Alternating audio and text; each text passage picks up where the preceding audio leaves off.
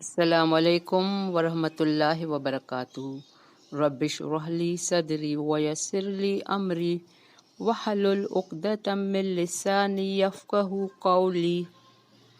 رب زدنی علما، اللہم فقہنا فی الدین، اللہم توفیقی الا باللہ، اللہم انی اسألک علما نافعا، عملا متقبلا، رزقا طیبا، آمین الہی آمین۔ اللہم صلی علی محمد وعلی آل محمد کما صلیت علی ابراہیم وعلی آل ابراہیم انک حمید مجید۔ اللہم بارک علی محمد وعلی آل محمد کما بارکت علی ابراہیم وعلی آل ابراہیم انک حمید مجید۔ آپ صلی اللہ علیہ وآلہ وسلم نے فرمایا، تم میں سے بہترین شخص وہ ہے جو قرآن سیکھے اور یا سکھائے۔ تو ہمیں دونوں میں سے ایک کا ہونا ضروری ہے۔ کوئی بھی یہ نہ کہے کہ مجھے قرآن آتا ہے میں نہیں سیکھوں گی۔ سنتے رہیں روزانہ نئے ہمارے نئے باتیں ہمیں پتہ چلتی ہے جو ہم نے پہلے نہیں سنی تھی۔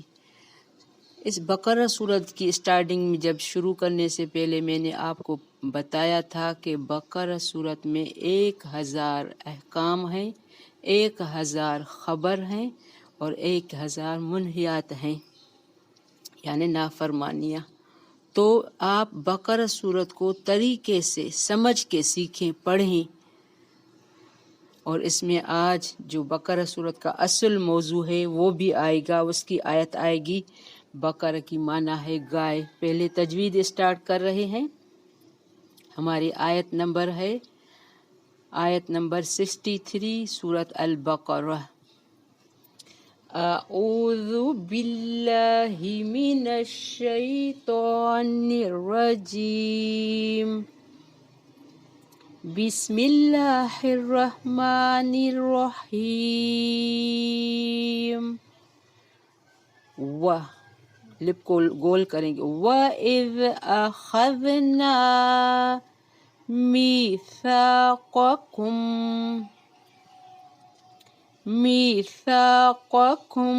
وَرَفَعْنَا فَوْقَكُمُ الطُّورَ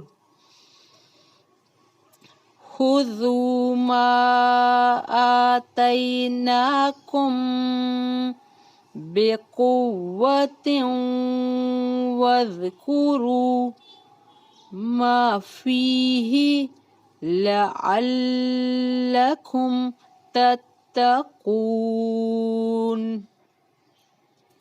ثُمَّ تَوَلَّيْتُمْ مِنْ بَعْدِ ذَلِكَ فَلَوْلَا فَضْلُ اللَّهِ عَلَيْكُمْ وَرَحْمَتُهُ لَكُنْتُمْ مِنَ الْخَاسِرِينَ۔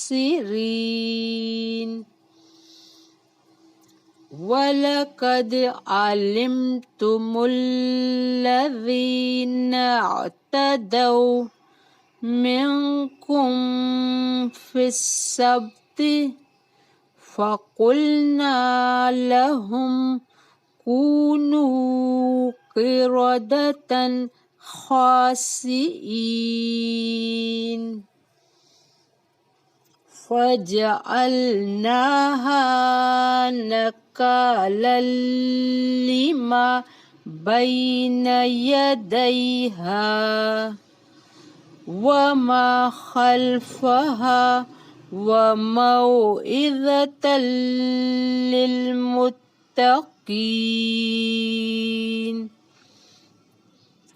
وَإِذْ قَالَ مُوسَىٰ لِقَوْمِهِ إِنَّ اللَّهَ يَأْمُرُكُمْ أَن تَذْبَحُوا بَقَرَةً قالوا أتتخذنا هزوا قال أعوذ بالله أن أكون من الجاہلین۔ بارک اللہ فی۔ 67 آیت پر ہم اسٹاپ کر رہے ہیں۔ ہم نے اسٹارٹ کیا تھا 63 سے، لیکن کل ہم نے 62 پہ پڑھا تھا آمنو، اس کو تھوڑا 63 سے ٹچ کریں گے۔ آمنو والذین ہادو والنصارى، وہ مسلمان جو یہودی بنے، نصارہ بنے، صابین بنے، اور جو بھی ایمان لائے گا اللہ پر عمل تو اس کا عمل بھی صالح ہو۔ تو اس سلسلے میں مجاہد حضرت سلمان فارسی سے نقل کرتے ہیں کہ جس میں وہ کہتے ہیں کہ میں نے نبی سے ان اہل دین کے بارے میں پوچھا، جو اوپر ہم نے عیسائی، یہودی، نصارہ کے بارے میں پڑھا، دین کے بارے میں پوچھا جو میرے ساتھی تھے، عبادت گزار اور نمازی تھے، یعنی رسالت محمدیہ سے قبل وہ اپنے دین کے پابند تھے۔ تو اس موقع پر یہ آیت نازل ہوئی جو ہم نے آیت نمبر 62 پڑھی ہے، ان الذین آمنوا والذین جاہدوا، اس وقت یہ پڑھی۔ قرآن کریم کے دوسرے مقامات سے اس کی مزید تائید ہوتی ہے، مثلا ان الدین عند اللہ الاسلام، اللہ کے نزدیک دین صرف اسلام ہی ہے۔ وَمَن يَبْتَغِ غَيْرَ الْإِسْلَامِ دِينًا فَلَن يُقْبَلَ مِنْهُ، یہ آل عمران کی آیت نمبر 85 اور اوپر 19 آیت میں عالم جو اسلام کے سوا کسی اور دین کا متلاشی ہوگا وہ ہرگز مقبول نہیں ہوگا۔ اور احادیث میں یہ بھی ثابت ہے کہ اب میری رسالت پر ایمان لائے بغیر کسی شخص کی نجات نہیں ہو سکتی۔ قسم ہے اس ذات کی، آپ صلی اللہ علیہ وآلہ وسلم نے فرمایا، قسم ہے اس ذات کی جس کے ہاتھ میں میری جان ہے، میری اس امت میں جو شخص میری بات سن لے، میرے بارے میں سن لے، وہ یہودی ہو، عیسائی ہو یا نصرانی ہو یا عیسابی ہو، جب تک مجھ پر ایمان نہیں لائے گا وہ اس کی قبول نہیں ہوگی۔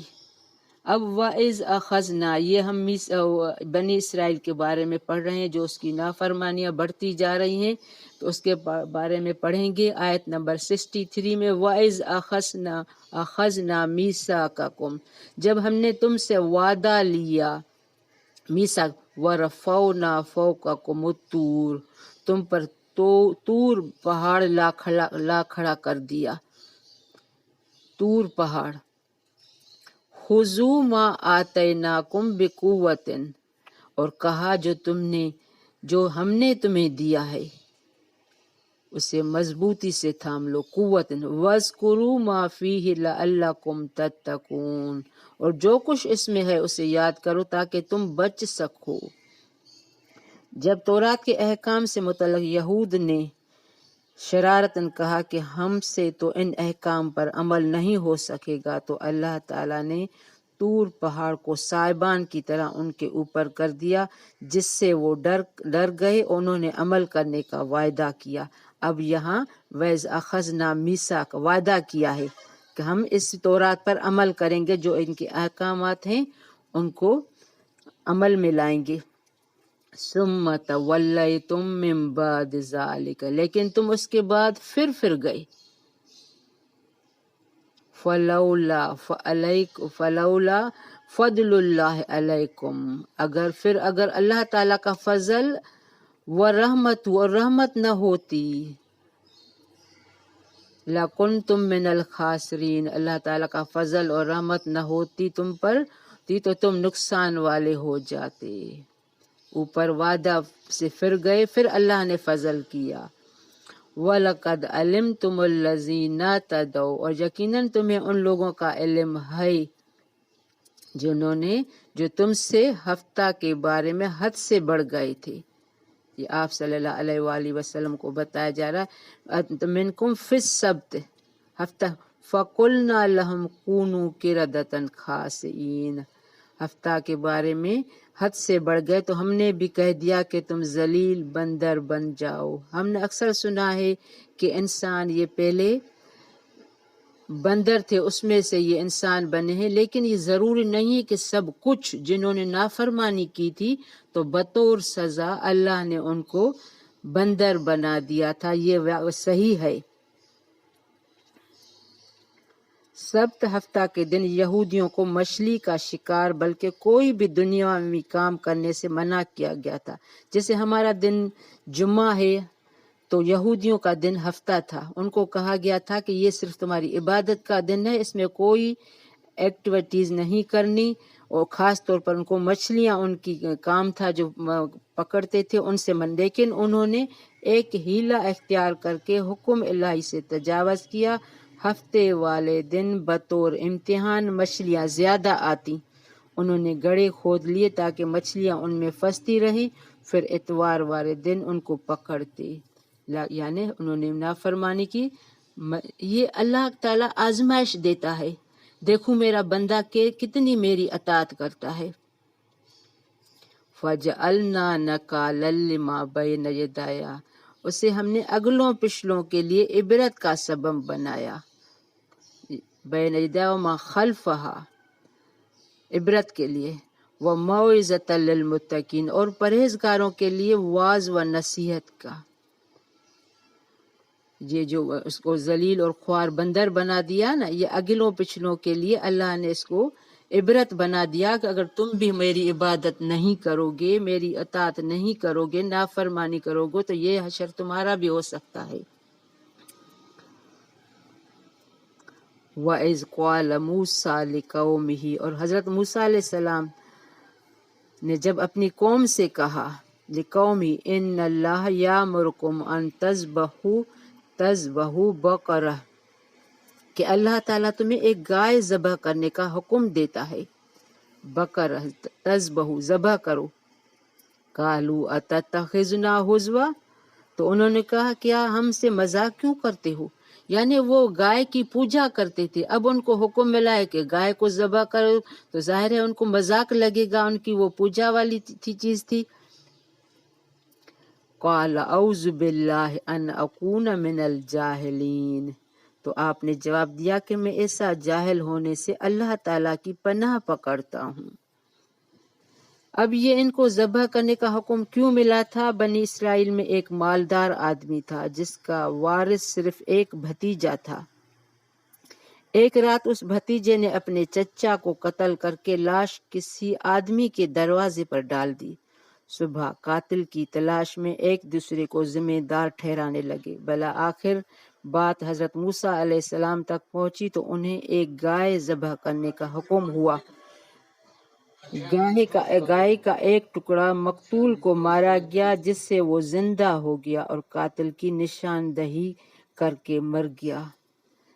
بارک اللہ فی، ربنا تقبل منا انک انت السمیع العلیم وتب علینا انک انت التواب الرحیم۔ السلام علیکم ورحمۃ اللہ وبرکاتہ۔